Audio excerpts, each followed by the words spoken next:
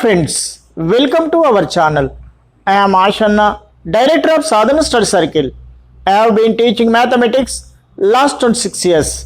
Friends, ఈ వీడియోలో నేను మీకు అధ్యాయము 14 సాంఖ్యక శాస్త్రము అంటే స్టాటిస్టిక్స్ చెప్పబోతున్నాను.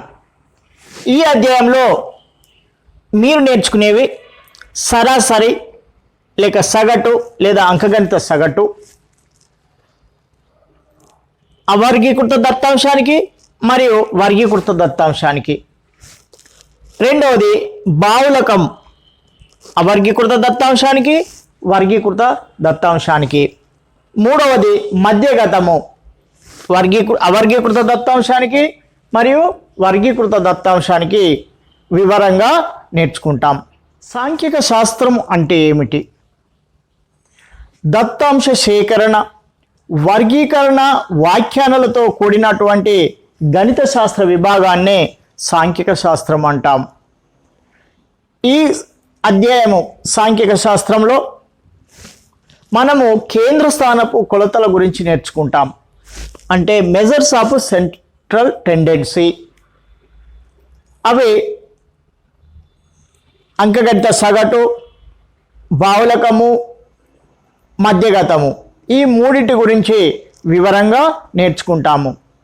మొదటగా సరాసరి, దీన్నే సగటు అని, అంకగణిత సగటు అని అంటాం.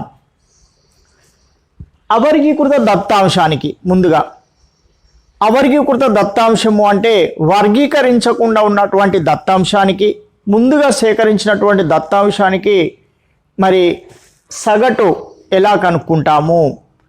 రాసుల మొత్తాన్ని రాసుల సంఖ్యతో భాగించగా వచ్చిందాన్ని సగటు లేక సరాసరి అంటాము.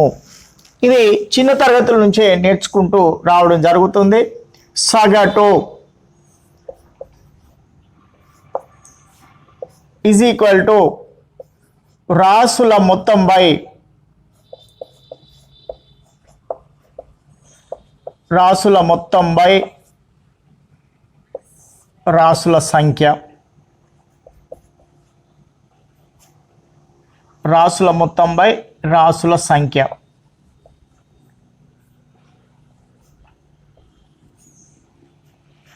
సంక్షిప్తంగా రాసినట్లయితే అంకగణిత సగటును ఏఎం, అర్థమెటిక్ మీన్ అని అంటాము. ఏఎం లేదా ఎక్స్ బార్తో సూచిస్తాము. X bar is equal to రాసుల మొత్తం సిగ్మా ఎక్స్ బై రాసుల సంఖ్య ఎన్. ఇది సంక్షిప్తంగా రాస్తాం. సంక్షిప్తంగా ఇలా రాస్తాం. ఒక ఉదాహరణను పరిశీలిద్దాం.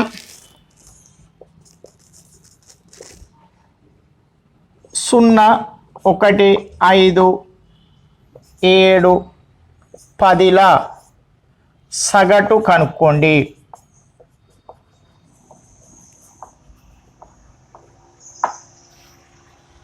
సగటు X bar is equal to రాసుల మొత్తం బై సిగ్మా ఎక్స్ బై ఎన్. ఇది సూత్రం. మరి రాసుల మొత్తం ఎంత అంటే కూడదాం. 0 + 1 + 5 + 7 + 10 బై ఎన్ని రాసులు? 1, 2, 3, 4, 5.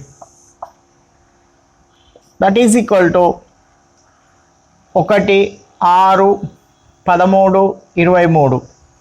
23 బై 5. మరి ఎలా భాగించాలి? 5తో ఎలా భాగించబడుతుంది అంటే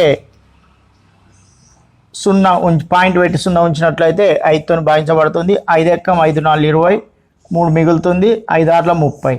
సో సగటు X bar is equal to 4.5. ఇది సమాధానం. ఈ విధంగా అవర్గీకృత దత్తాంశానికి సగటును కనుక్కుంటాం. అవర్గీకృత దత్తాంశము మరోలా కూడా ఉంటుంది. అప్పుడు సూత్రం కూడా వేరుగా ఉంటుంది కాబట్టి ఒకటి గమనిద్దాం. రాసులు వరుసగా x1 x2 x3 and so on xn మరియు పౌనపున్యాలు వరుసగా f1 f2 f3 and so on fn అయినా రాసుల మొత్తాన్ని సిగ్మా fi xi అని రాస్తాము. సిగ్మా అంటే సమ్మేషన్, మొత్తము అని అర్థం. f1 x1 plus f2 x2 plus f3 x3 plus and so on fn xn మరియు రాసుల సంఖ్య ఏమవుతుంది అంటే sigma fi is equal to f1 plus f2 plus f3 plus and so on fn అవుతుంది. అప్పుడు సగటును ఎలా కనుక్కుంటాము అంటే సగటు x bar is equal to రాసుల మొత్తం అంటే f1 x1 plus f2 x2 plus f3 x3 and so on fn xn by f1 f2 plus f3 and so on fn ఇలా రాస్తాం. దీన్ని సంక్షిప్తంగా రాసినట్లయితే x bar is equal to sigma fi xi by sigma fi. ఇది సంక్షిప్తంగా సూత్రం.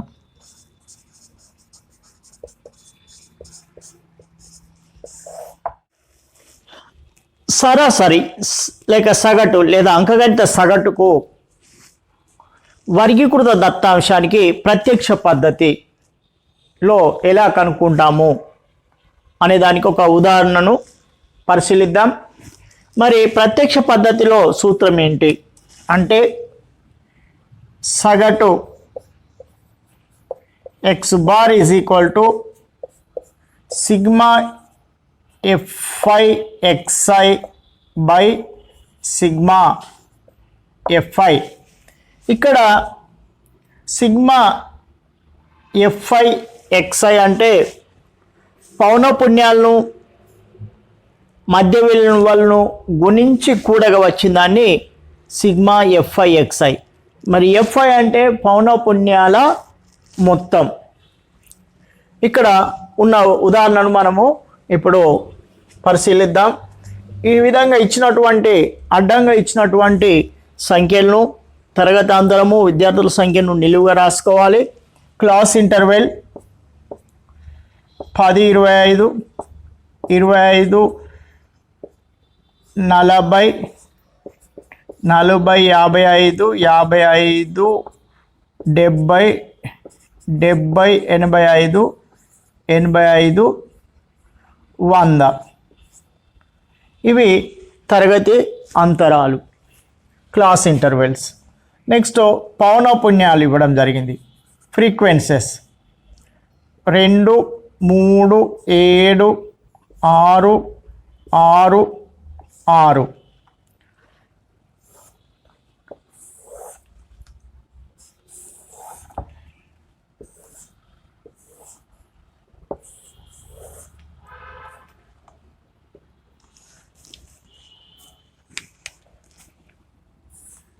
పట్టికను ఎలా తయారు చేయాలంటే పెన్సిల్ ఉపయోగించి చేసినట్లయితే ఎక్కడైనా ఎక్కువ తక్కువ ఉన్న మలపడానికి ఆస్కారం ఉంటుంది. కాబట్టి ఎప్పుడైనా పట్టికల్ని పెన్సిల్తో తయారు చేసుకోవాలి.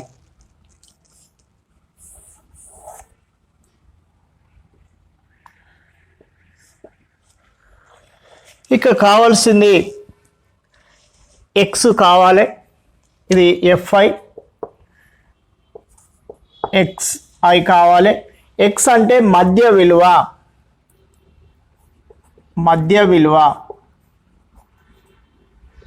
మరి మధ్య విలువను ఎలా కనుక్కుంటాము అంటే తరగతి యొక్క సరాసరినే మధ్య విలువ అంటాం. మధ్య విలువను ఇక్కడ కనుక్కుంటాను. మధ్య విలువ x తరగతి సరాసరి. మధ్య విలువ అంటే తరగతి సరాసరి మధ్య విలువ. సరాసరి ఎలా కనుక్కుంటాము అంటే 10 ప్లస్ 25/2 35/2 అంటే 17.5. అంటే 2 ఎక్కం 2 ఎక్కం 1 మిగిలింది, 2 ఏళ్ళు 14, 1 మిగిలింది, 2 5ల 10 అంటే 17.5. ఇది మధ్య విలువ వచ్చింది 17.5. ఇక తర్వాత ఇవి ఎలా వస్తాయి అంటే తరగతి యొక్క పొడవును తరగతి యొక్క ఎత్తును కలిపినట్లయితే వస్తుంది. తరగతి యొక్క పొడవు ఎంత? తరగతి పొడవు హెచ్తో సూచిస్తాము. తరగతి యొక్క పొడవు 25లకై 10 ఇస్తే 15. ఈ 15 కలిపినట్లయితే మనకు వస్తుంది 15, 5, 12, 32. ఇది 32. తర్వాత మళ్ళీ 15 కలిపినట్లయితే తర్వాత వస్తుంది. ఇది ఫస్ట్ క్లాస్ది, సెకండ్ క్లాస్ది, నెక్స్ట్ థర్డ్ క్లాస్ కోసము 5, 7, 4 47.5 థర్డ్ క్లాసుది. నెక్స్ట్ 15. ఇవి కూడుతున్నాం 12, 52. ఇది ఫోర్త్ క్లాసుది. 1 2 3 4 5 6 క్లాసెస్ ఉన్నాయి. ఇక తర్వాత 15 ఇక్కడ కూడదాం 52.5 ప్లస్ 15 5 7 67. ఇది ఫిఫ్త్ క్లాసుది. 5 12 72 52. సారీ ఇయర్ 62 ఇక్కడ చాత వచ్చింది. 62 అంటే 77 82.5.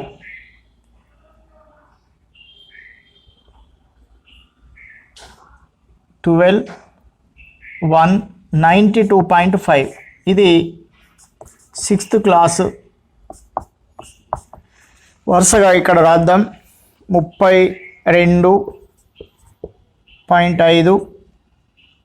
47.5 62.5 77.5 92.5. ఇవి మధ్య విలువలు. ఇక తరువాత పౌనఃపున్యను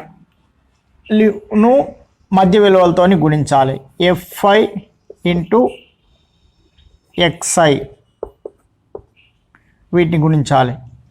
2 5ల 10 2 ఏళ్ళ 14 15 2 ఎక్కం 2 3 3 5ల 15 3 5ల 15 3 2ల 6 7 3 3ల 9 7 5ల 35 7 ఏళ్ళ 49 52 7 4 28 33 6 5ల 30 6 ఏళ్ళ 12 15 6 6ల 36 37 6 5ల 30 6 ఏళ్ళ 42 45 6 ఏళ్ళ 42 46 6 5ల 30 6 ఏళ్ళ 12 15 6 9 54 55. ఇప్పుడు కావలసిన సిగ్మా FI XI ఇవి కూడినట్లయితే సిగ్మా FI XI వస్తుంది. Sigma FI XI is equal to మొత్తం కూడాలి 5 5 10 6 13 15 20 25 30 3 6 15 18 25 31 36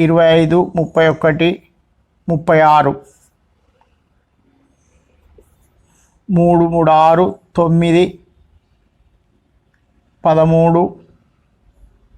13 18 1860 వచ్చింది. ఇంకా కావాల్సింది ఇప్పుడు కనుక్కున్న వాటి ఇక్కడ రాస్తాం. FI XI is equal to 1860. Sigma FI కావాలి, ఇది ఇక్కడ ఉన్నవి కనుక్కుందాం. Sigma FI 2 3 5 12 2 3 5 12 18 24 30. So sigma f i 30 వచ్చింది. ఇక్కడ విలువల్ని మనం దీంట్లో ప్రతిక్షేపిస్తే సమాధానం వచ్చేస్తుంది. X bar is equal to 1860/30. ఇక్కడ కాలిక్యులేషన్స్ ఇలాంటి కాలిక్యులేషన్స్ కానీ ఇలాంటివి కానీ ఇక్కడ కాలిక్యులేషన్స్ కానీ చాలా ఆలోచనతో చేయాలి. అప్పుడే మనము సులువుగా ఆన్సర్ను కనుక్కోవడానికి వీలవుతుంది. అంతేగాని గుణకారాలు ఇలా చేయడము తర్వాత వేరువేరుగా చేసినట్లయితే చాలా సమయం తీసుకుంటుంది. కాబట్టి తెలివిగా వీటిని కనుక్కోవాలి. ఇప్పుడు మనం 0ని కట్ చేయొద్దు, 3తోని క్యాన్సిల్ చేయాలి. 3 6 18 3 2 6 0 3 ఎక్కం 3 0.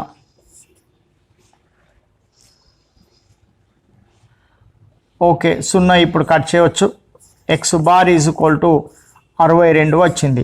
ఇది సగటు.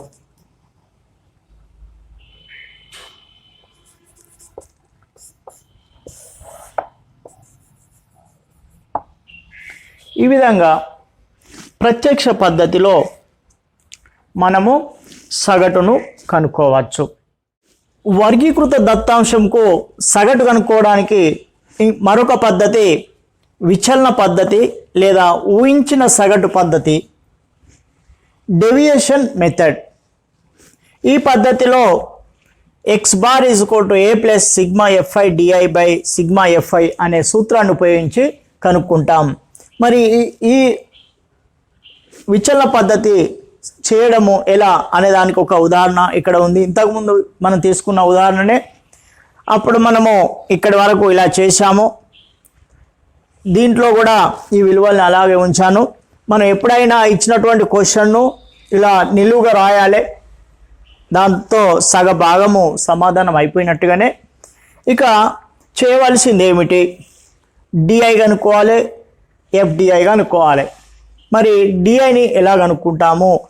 ఎక్స్ మైనస్ ఎక్స్ఐ మైనస్ ఏ. ఎక్స్ఐ అంటే ఇవే విలువలు, విచలనాలు. ఇక ఏ అంటే ఏంటి అంటే ఊహించిన మధ్య విలువల నుంచి ఊహించినటువంటి ఒక విలువ. మరి మధ్య విలువల నుంచి ఏది ఊహించాలి? మధ్య విలువల నుంచి ఊహించిన విలువ. మరి ఏది ఊహించాలి అంటే మనం ఏదైనా తీసుకోవచ్చు. ఏది తీసుకున్నా కూడా ఒకే సమాధానం వస్తుంది. సామాన్యంగానైతే మధ్యలో ఉన్నదాన్ని నేను తీసుకుంటాను. మధ్యలో ఉన్నదాన్ని తీసుకోవడము చేస్తుంటాం. ఇది ఏ, ఇది మధ్య విలువల్లో నుంచి తీసుకున్నటువంటి ఊహించినటువంటి ఒక విలువ ఇక్కడ తీసుకున్నాం. ఇక్కడ మనకు ఏమొస్తుంది అంటే d is equal to d is equal to ఏది ఊహించాము అంటే 47.5. ఈ విలువ మనకి ఇక్కడ అవసరం అవుతుంది కాబట్టి ఇక్కడ రాసుకుందాం. ఏ ఈజ్ ఈక్వల్ టు 47.5. ఇక్కడ ముందుగా అదే విలువ ఉన్నది కాబట్టి మనం ఇక్కడ రాసుకోవాలి 47.5. ఇక తర్వాత DI is equal to x minus a. ఇక్కడ నుంచి మొదలు పెడదాము. 47.5 ఇదే విలువ నుంచి ఇదే విలువను తీసేసినట్లయితే మనకు ఏ ఇదే ఎక్స్ విలువ ఇదే కాబట్టి ఇక్కడ ఏమొస్తుంది అంటే 0 వస్తుంది. ఎప్పుడైనా కూడా ఇలా 0నే వస్తుంది. ఇక తర్వాత ఇది చూద్దాం, లేదా ఇక్కడికి వెళ్ళి కూడా స్టార్ట్ చేసుకోవచ్చు. ఫస్ట్దే చూద్దాం. D1 తీసుకున్నట్లయితే x1 చూసినట్లయితే 17.5 మైనస్ 47.5.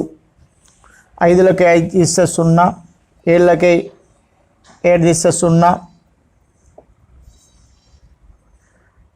4లకి 1 తీస్తే 3. కాకపోతే ఇది చిన్నగా ఉంది కాబట్టి దీనికి మైనస్ ఉంచాలి. మనకు -30 వచ్చింది. -30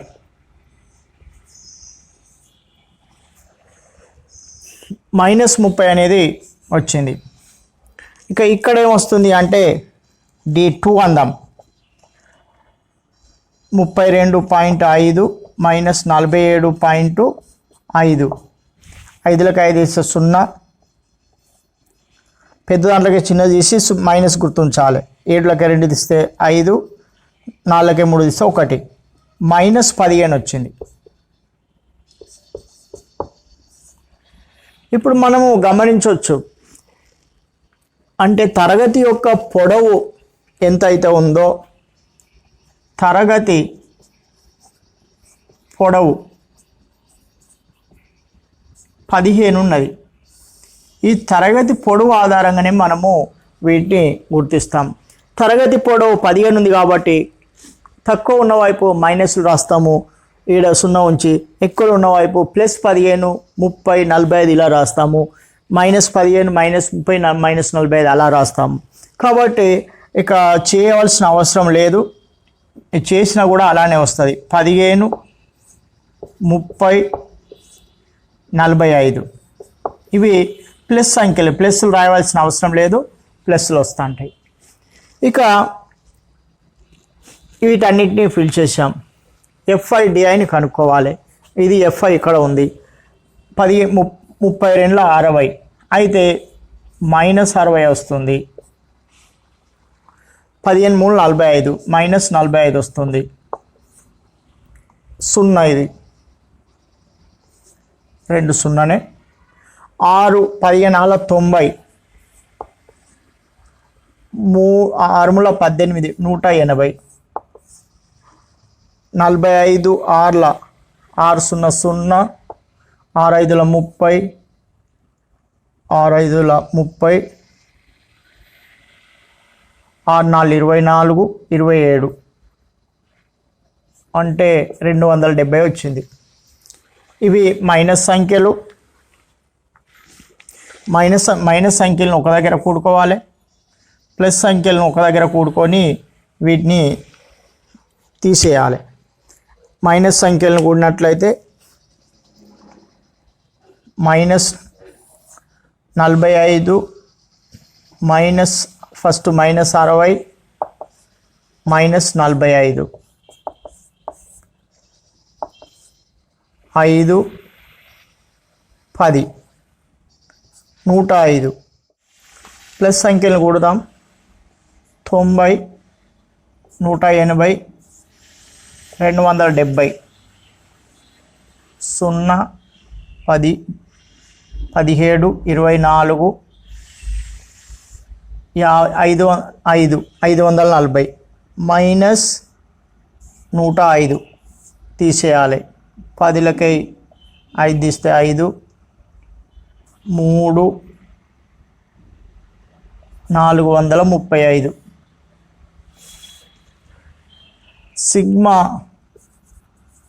f i DI 435, sigma FI DI 435. ఇక సిగ్మా ఎఫ్ఐ ఇక్కడ ఆల్రెడీ కనుక్కొని ఉన్నాము, సిగ్మా ఎఫ్ఐ 30. ఈ విలువల్ని సూత్రంలో రాసినట్లయితే మనము సమాధానాన్ని పొందవచ్చు. X bar is equal to a ఊహించిన విలువ 47.5 సిగ్మా ఎఫ్ఐ డిఐ 435/30.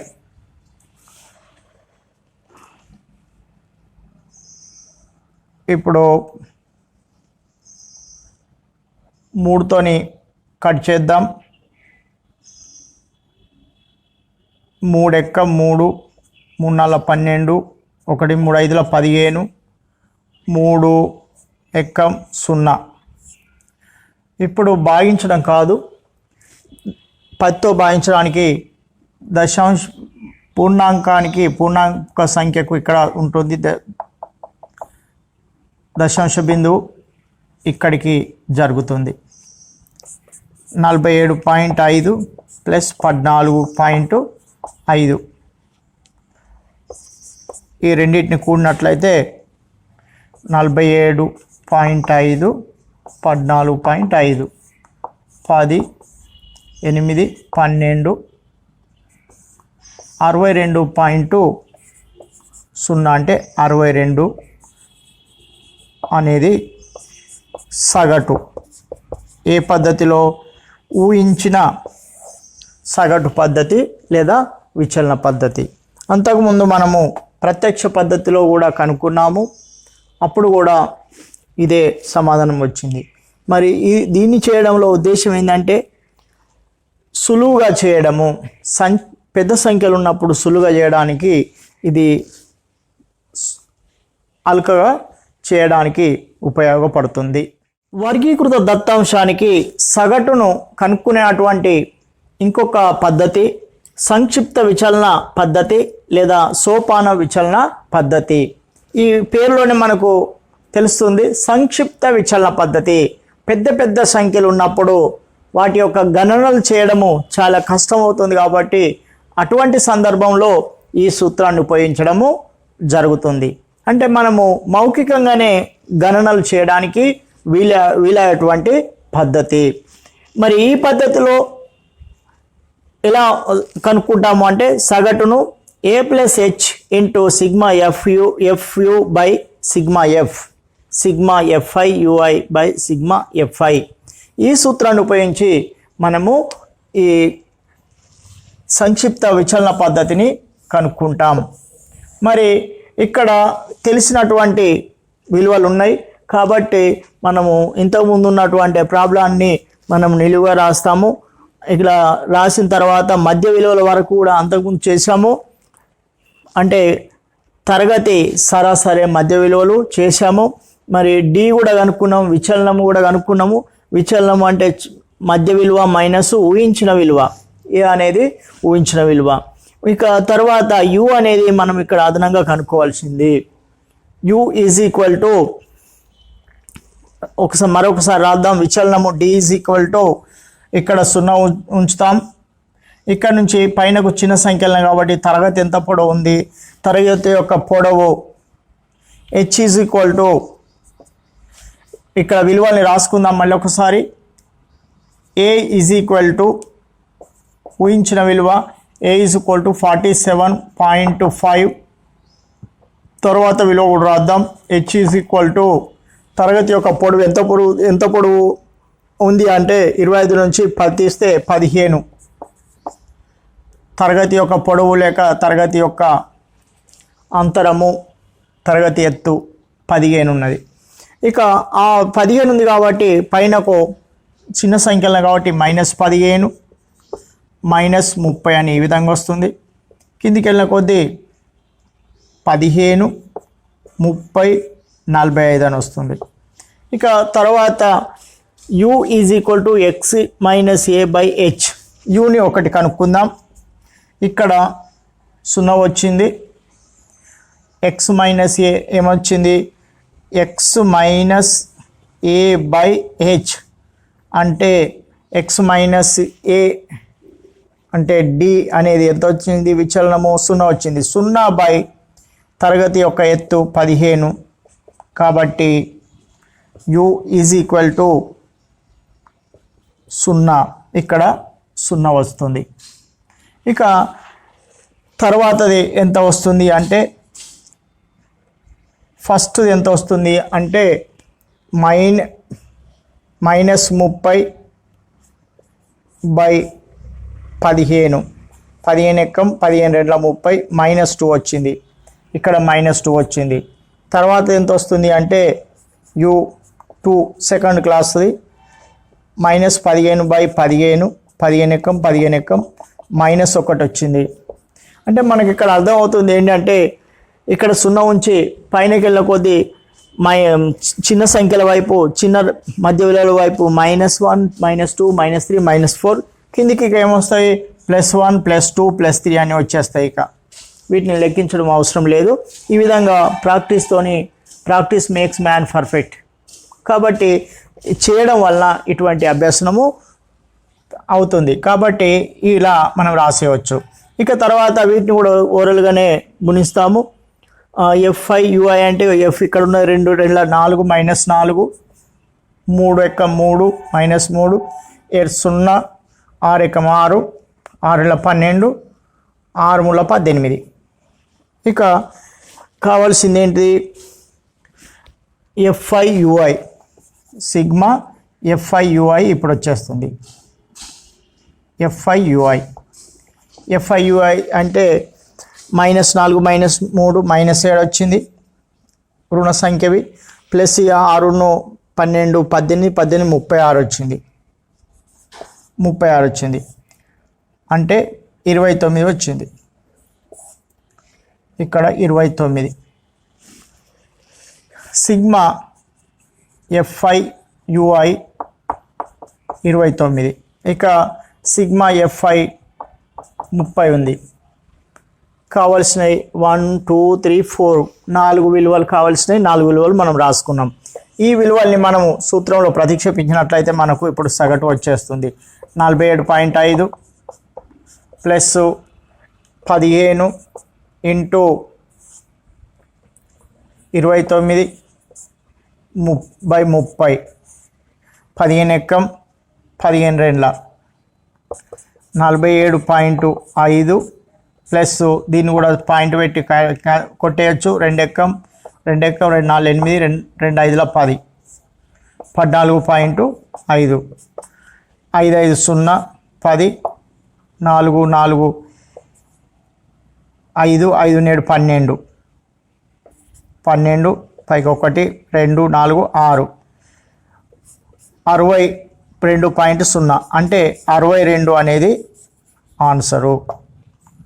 ఏంటిది ఇది సగటు. ఏ పద్ధతిలో సంక్షిప్త విచలన పద్ధతి లేదా సోపాన విచలన పద్ధతిలో ఈ విధంగా మనము కనుక్కోవచ్చు. ఎప్పుడు ఈ పద్ధతిని ఉపయోగించాలంటే పెద్ద సంఖ్యలు ఉన్నప్పుడు చాలా మౌఖికంగా ఓరల్గా కనుక్కోవడానికి సులువుగా కనుక్కోవడానికి ఈ పద్ధతి బాగా పనిచేస్తుంది. తర్వాత బావులకం మోడ్ అవర్గీకృత దత్తాంశానికి బావులకం అంటే ఏమిటి, బావులకాన్ని ఎలా కనుక్కుంటారు? బావులకం అంటే బహుసార్లు వచ్చిన విలువనే బావులకం అంటాం. ఒక దత్తాంశంలో ఏ విలువ అయితే మరల అనేక మార్లు వస్తుందో దాన్నే బావులకము అంటాము. ఉదాహరణకు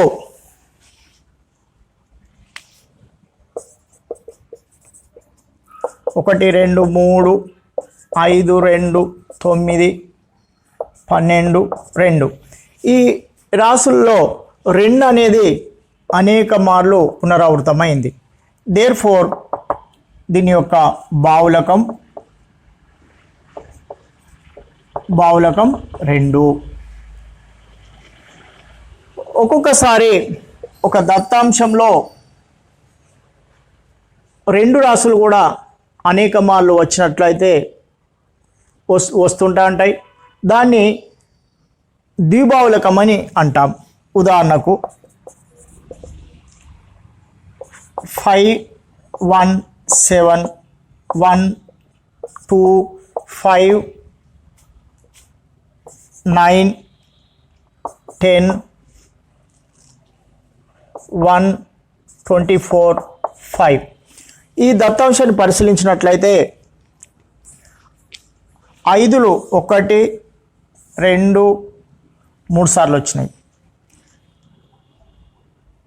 3 సార్లు వచ్చింది. 1 కూడా 1 2 3 సార్లు వచ్చింది. కాబట్టి దత్తాంశానికి బావులకం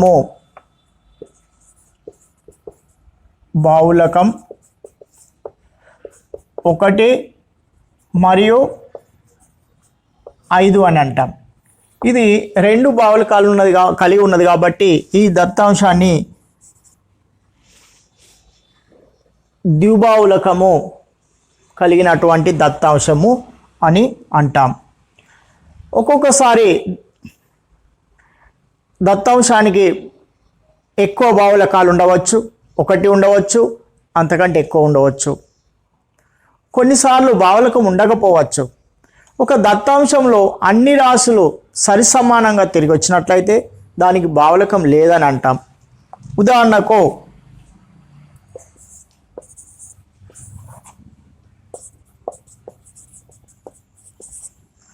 1 2 3 3 2 1 1 2 3 3 2 1 అన్ని రాశులు కూడా సమాన సంఖ్యలో తిరిగి వచ్చినాయి. కాబట్టి దీనికి బావులకము లేదు అంటాం. జవాబు బావులకం లేదు. అంటే మనకు దీన్ని బట్టి అర్థమైంది ఏంటిది? ఒక దత్తాంశానికి బావులకం 1 ఉండవచ్చు, 2 ఉండవచ్చు, అంతకంటే ఎక్కువ కూడా ఉండవచ్చు. కానీ కొన్నిసార్లు దత్తాంశానికి బావులకము ఉండకుండా కూడా పోవచ్చు. అంతేగాక అన్ని రాశులు అనేక మార్లు వచ్చినట్లయితే, సరిసమాన సంఖ్యలో తిరిగి వచ్చినట్లయితే దానికి బావులకం లేదనే అంటాము. వర్గీకృత దత్తాంశానికి బావులకం. ఇంతకుముందు అవర్గీకృత దత్తాంశానికి బావులకాన్ని మనం కనుక్కున్నాం. ఇప్పుడు వర్గీకృత దత్తాంశానికి బావులకాన్ని ఈ సూత్రం ద్వారా కనుక్కుంటాం. మరి ఒక ఉదాహరణ ద్వారా ఈ సూత్రాన్ని అర్థం చేసుకోవడానికి ప్రయత్నం చేద్దాం. బావులకం is equal to L plus F1 minus F0 by 2F1 minus F0 minus F2 into H. ఇది చాలా సులువైన పద్ధతి, అర్థం చేసుకోవడం చాలా సులువు. కాకపోతే ఈ ప్రశ్నను ద్వారా మనం చాలా సులువుగా అర్థం చేసుకోవచ్చు. ఇచ్చినటువంటి ప్రశ్నను ఇలా తిప్పితే సరిపోతుంది. ఇలా మనం చేసేది ఏమి లేదు. కాకపోతే ఈ విలువలు ఎక్కడెక్కడ ఉన్నాయి అనేది గుర్తించడమే చాలా ఇంపార్టెంట్. ఇక ఒక్కొక్క దాన్ని పరిశీలిద్దాం. L అంటే ఏంటి? ఈ సూత్రంలో L అంటే బావులక తరగతి దిగువ అద్దు. మరి బావులక తరగతి ఎక్కడ ఉంది అంటే ఎక్కువసార్లు వచ్చిన పౌనపున్యాల్లో ఎక్కువసార్లు మనం ఇంతకుముందే అవర్గీకృత దత్తాంశంలో తెలుసుకున్నాం. అనేక సార్లు వచ్చిన విలువలనే బావులకం అంటాము. కాబట్టి పౌనపున్యాల్లో ఎక్కువసార్లు వచ్చింది కాబట్టి దీన్ని బావులక తరగతి అంటాం. ఇది బావులక తరగతి. బావులక తరగతి. ఇక ఈ బావులక తరగతి ఆధారంగా ఇది బావులక తరగతి.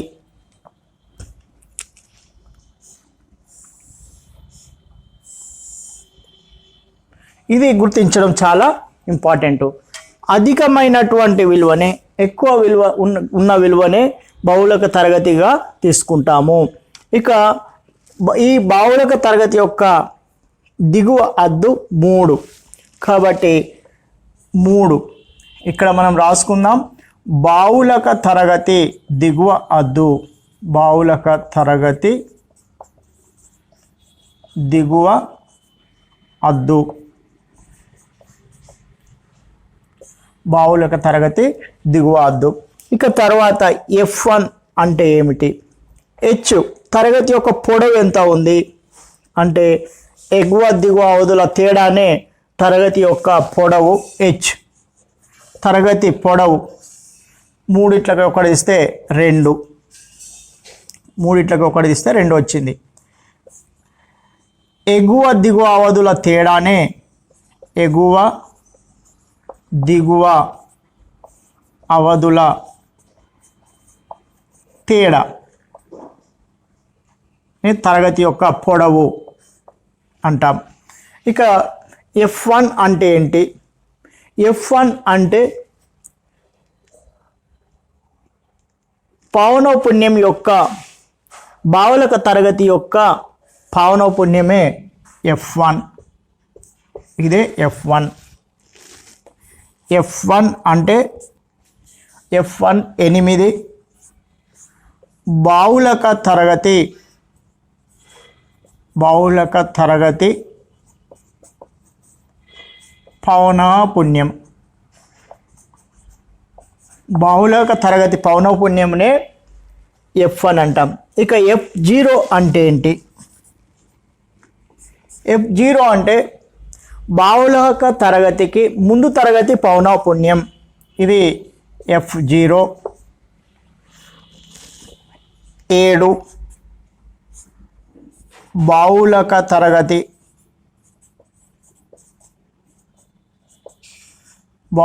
తరగతికి ముందు తరగతి పౌనఃపున్యం.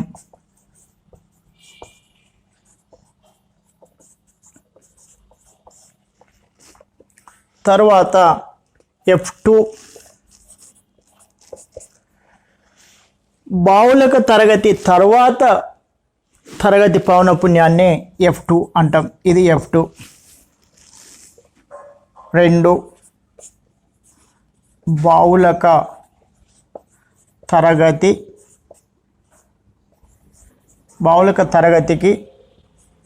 తర్వాత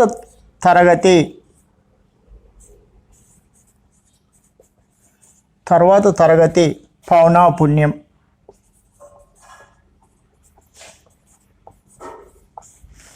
ఇక ఈ సూత్రంలో ఉన్న అన్ని చరరాశులకు అన్ని అక్షరాలకు మనకు విలువలు వచ్చినాయి కాబట్టి ఈ విలువల్ని సూత్రంలో రాసినట్లయితే మనము మన సమాధానాన్ని బావులకాన్ని పొందవచ్చును.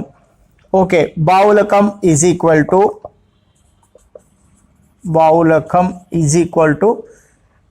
3 plus F1 8 minus 7 by 2 into F1 into 8 minus F0 7 minus F2 2 into 2 is equal to 3 plus 8 7 తీస్తే 1, ఇవి పైనకే రాస్తాము, బై 2 16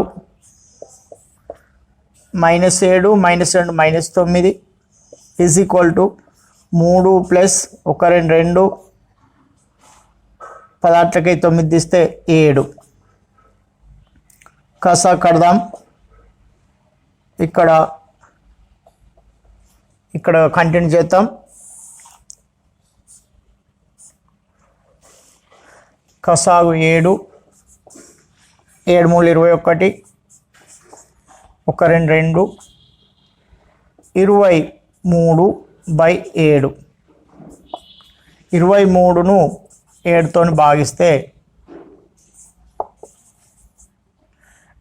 7 7 3 21 2 పాయింట్ని ఇక్కడ పెట్టాకే తర్వాత స్థానాలు తెంచుకోవాలి. 0 2 14 6 7 56 4 7 6 42 సుమారుగా 0 దించుకున్నాం. 7 6 42 సుమారుగా ఇది తీసుకుంటాం. ఎంత వచ్చింది? 3.286 అప్రాక్సిమేట్ అంటాం.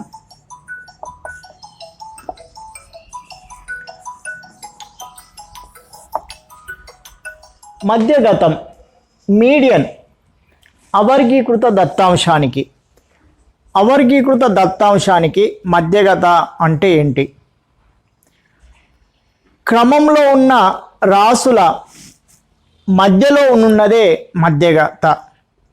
సరిగ్గా మధ్యలో ఉన్నటువంటి రాసే మధ్యగత. ఎప్పుడు? క్రమంగా అమర్చి ఉన్నప్పుడు. ఉదాహరణలు పరిశీలిద్దాం. ఉదాహరణ 1, 1, 2, 3, 4, 5. 3 అనేది సరిగ్గా మధ్యలో ఉన్నది కాబట్టి మధ్యగత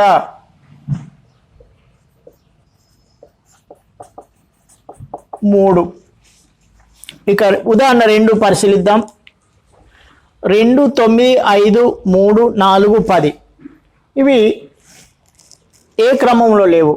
ఆరోహణ క్రమంలో లేవు, లేదా అవరోహణ క్రమంలో కూడా లేవు. కాబట్టి వీటిని అమర్చాలి. ఆరోహణలో అమర్స్తాం.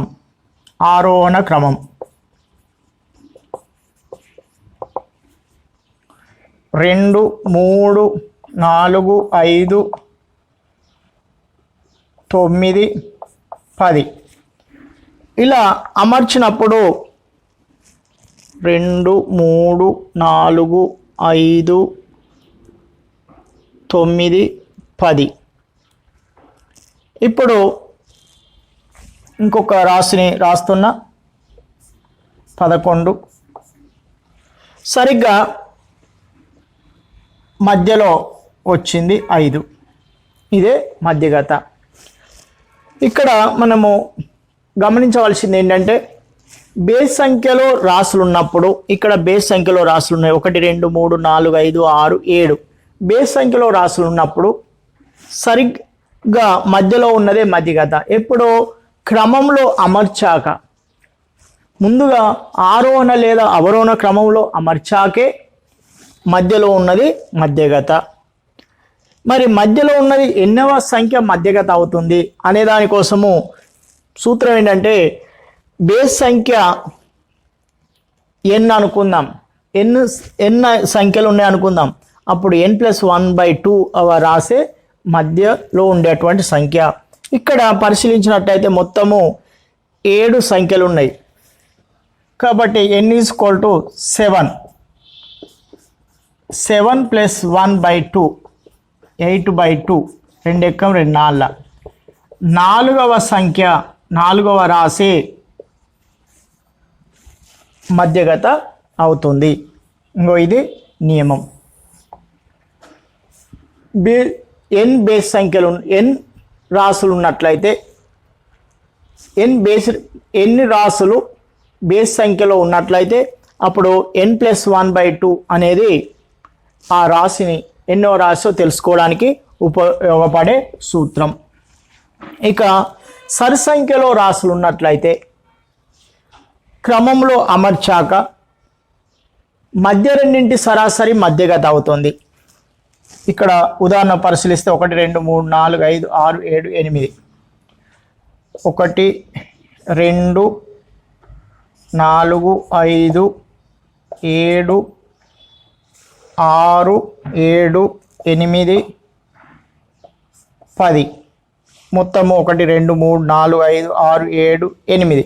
8 రాసులు ఉన్నాయి. మధ్య రెండింటి సరాసరి మధ్యగత 1, 2, 3. మధ్య రెండు ఏవి అంటే 5, 6 వీటి సరాసరి మధ్యగత. మధ్యగత = ఇక్కడ ఆరోహణ క్రమంలో అమర్చాము. మధ్యగత ఇక్కడ మధ్యగత బేస్ రాసులు ఉన్నాయి కాబట్టి మధ్యలో ఉండేదే మధ్యగత. ఇక్కడ మధ్య రెండింటి సరాసరి మధ్యగత 5 + 6/2 11/2 2 5ల 10 1 మిగిలింది 2 5ల 10 5.5 అనేది మధ్యగత. మరి ఏ రాసులు మధ్యలో ఉంటవి, మధ్య రెండు అవుతాయి అనే దానికోసము నియమం ఏంటంటే సరిరాశులు ఉన్నప్పుడు ఎన్ సరిరాశులు ఉంటే n+n/2 వ రాశి n+1/2 వ రాశి అనేవి మధ్య రెండు రాశులు అయితే వాటి యొక్క సరాసరి కనుక్కోవాల్సి ఉంటుంది. సో ఇది నియమం. వర్గీకృత దత్తాంశానికి మధ్యగత ఎలా కనుక్కుంటాం? వర్గీకృత దత్తాంశానికి మధ్యగతను ఈ సూత్రం ద్వారా కనుక్కుంటాం. మధ్యగత L+n/2 -CF/F × H. ఇక్కడ మీరు ఇంగ్లీష్ మీడియం కాకపోయినప్పటికీ పదాలన్నీ ఇంగ్లీషు పదాలే వస్తూ ఉంటాయి. కాబట్టి మీరు ఎంత త్వరగా వీలైతే అంత త్వరగా ఇంగ్లీషు పదజాలాన్ని అర్థం చేసుకోవడానికి ప్రయత్నం చేయాలి. ఎందుకంటే ఈ పదాల అర్థాలు తెలిసినట్లయితే సూత్రాన్ని గుర్తుపెట్టుకోవడం కానీ వాటి విలువల్ని మనం ఇట్లే గుర్తుపట్టడం కానీ ఈజీ అవుతుంది. కాబట్టి మీరు మీరు తెలుసుకోవడం కోసము నేను చేసేటువంటి ఇంగ్లీష్ మీడియం వీడియోస్ చూడడానికి ప్రయత్నం చేయండి. దాదాపుగా నేను తెలుగు మీడియానికి అనుబంధంగానే ఇంగ్లీష్ మీడియంలో చేస్తాను. కాబట్టి మీరు వాటిని ఎక్సర్సైజ్లో చూసినట్లయితే మీరు సులువుగా అర్థం చేసుకుంటారు. ఓకే, ఇక మధ్యగతకు సూత్రం ఇది. దీంట్లోని పదాలను ఒక్కొక్క వాటిని మనము అర్థం చేసుకుంటూ వాటి విలువలను రాపడదాం. ఒక ఉదాహరణ ద్వారా మార్కులు విద్యార్థుల సంఖ్య 0-10 మధ్య 5గురికి, 10-20 మధ్య 3గురికి ఈ విధంగా మార్కులు వచ్చినాయి. ఇక వీటిని ఏం చేస్తామంటే యాజ్ ఇట్ ఈస్గా ఇలా రాసేస్తాము. 5 3 4 3 3 4 7 9 7 8 వీటిని యాజ్ ఇట్ ఈస్గా ఇలా నిలువుగా రాసేయాలి. క్లాస్ ఇంటర్వెల్స్ ఫ్రీక్వెన్సీ ఇక్కడ కూడా చూడండి, CI క్లాస్ ఇంటర్వెల్ ఇలానే ఉంటాయి, బుక్లలో కూడా ఇలానే ఉంటాయి. కాబట్టి మీరు ఈ పదాలని అర్థం చేసుకోవాలి. తరగతి అంతరము పౌనఃపున్యం తెలుగులో. ఇక CF అనే ఉంటుంది, సంచిత పౌనఃపున్యం. ఇక్కడ మనము ఆరోహణ సంచిత పౌనఃపున్యాన్ని కనుక్కోవాలి. ఎందుకంటే ఇక్కడ CF వచ్చింది.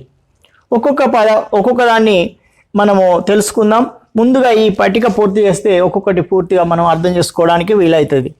CF అంటే సంచిత పౌనఃపున్యం, ఆరోహణ సంచిత పౌనఃపున్యం. ముఖ్యంగా ఇది ఆరోహణ.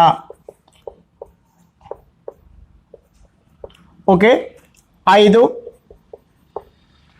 ఈ 5కు ఇక్కడ ఉన్న వాటిని కలపాలి. 5ను 3 8, 8కి 4ను కలిపితే 12, 12కు 3 కలిపితే 15, 15కు 3 కలిపితే 18, 18కి 4 కలిపితే 22, 22కి 7 కలిపితే 29, 29కి 9 కలిపితే 38, 38కి 7 కలిపితే 45, 45కు 8 కలిపితే 53. అంటే ఇప్పుడు మనకు ఈ పౌనఃపున్యాలు ఎన్ని ఉన్నాయి అనేది ఇక్కడ వచ్చే సంఖ్య పౌనఃపున్యాల మొత్తం ఎన్తో సూచిస్తాం. ఇది పౌనఃపున్యాల మొత్తం 53. మనకు కావాల్సింది n/2 కావాలి. n/2 అంటే 53/2.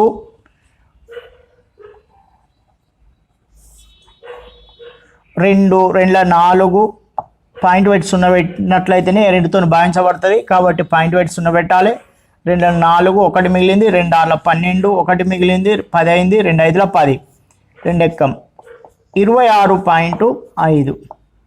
ఈ 26.5 అనేది వేటి మధ్య ఉంటుంది అనేది మనము వేటి లోపల ఉంటుంది అనేది గమనించాలి. 5 లోపల ఉంటుందా, ఉండదు. 8 లోపల ఉంటుందా, 16 లోపల, 15, 18, 22, 29.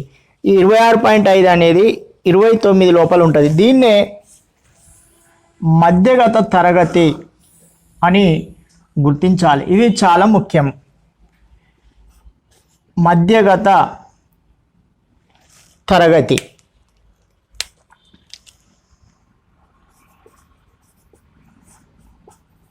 మధ్యగత తరగతి ఇది చాలా ఇంపార్టెంట్. ఈ మధ్యగత తరగతి ద్వారానే అన్ని విలువలను మనము గణిస్తాము. ఇక ఒక్కొక్క దాన్ని రాసుకుందాం. ఎల్ అంటే ఏంటిది? ఎల్ అంటే మధ్యగత తరగతి దిగువ అద్దు. ఇది మధ్యగత తరగతి. దీనిలో ఈ 60 అనేది మధ్యగత తరగతి దిగువ అద్దు. ఇది ఎల్. 60 అంటే ఏంటి? మధ్యగత తరగతి దిగువ అద్దు. మధ్యగత తరగతి దిగువ అద్దు. ఇక n/2 ఎంత? 26.5.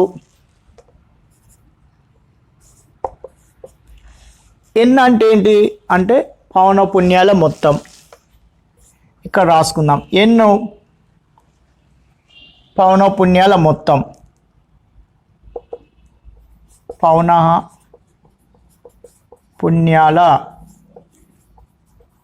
మొత్తం. కానీ దాన్ని సగం చేయాల్సి ఉన్నది, సగం చేశాం. ఇక సిఎఫ్ అంటే ఏంటిది?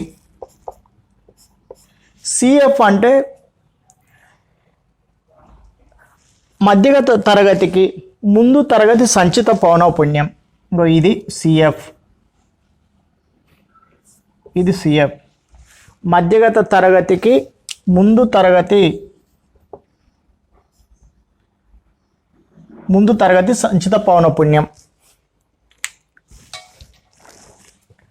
22. మధ్యగత తరగతికి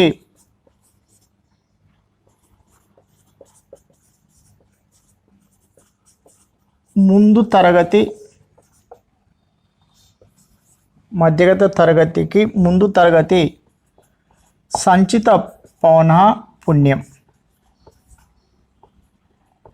పౌనఃపున్యం.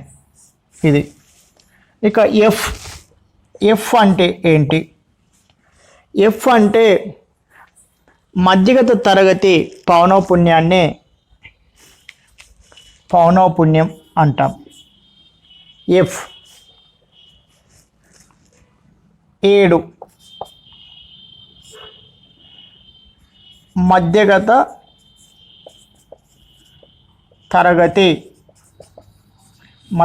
తరగతి పౌనఃపున్యం అనేది ఎఫ్. ఇక హెచ్ అంటే ముందు నుంచి వస్తున్నది తరగతి పొడవు. ఎంత పొడవు ఉంది? 10. దిగువ అవధుల తేడా కానీ తరగతి పొడవు అంటాం. ఎంత? 10.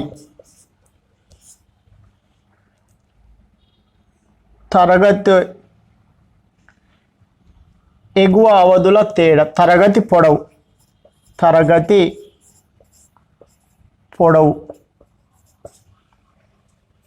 తరగతి యొక్క పొడవు.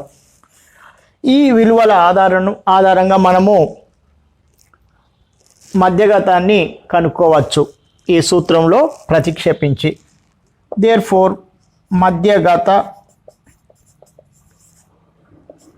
ఈజ్ ఈక్వల్ టు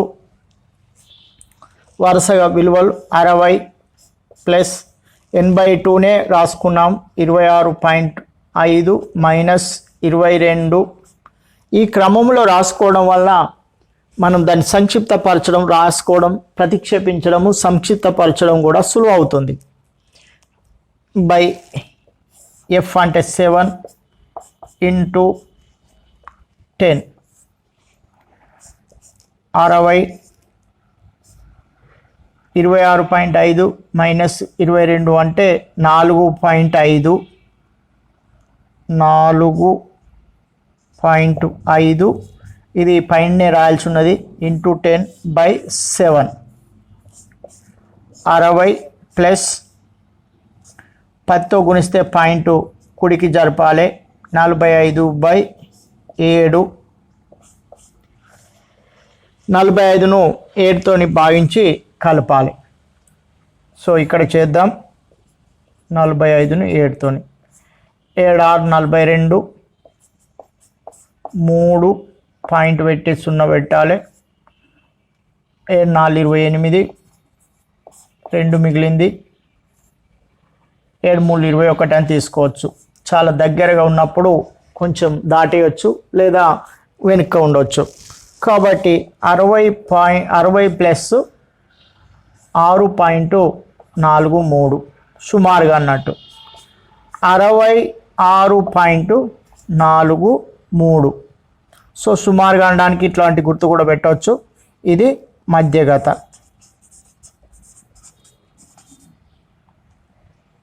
ఇది ఆన్సర్.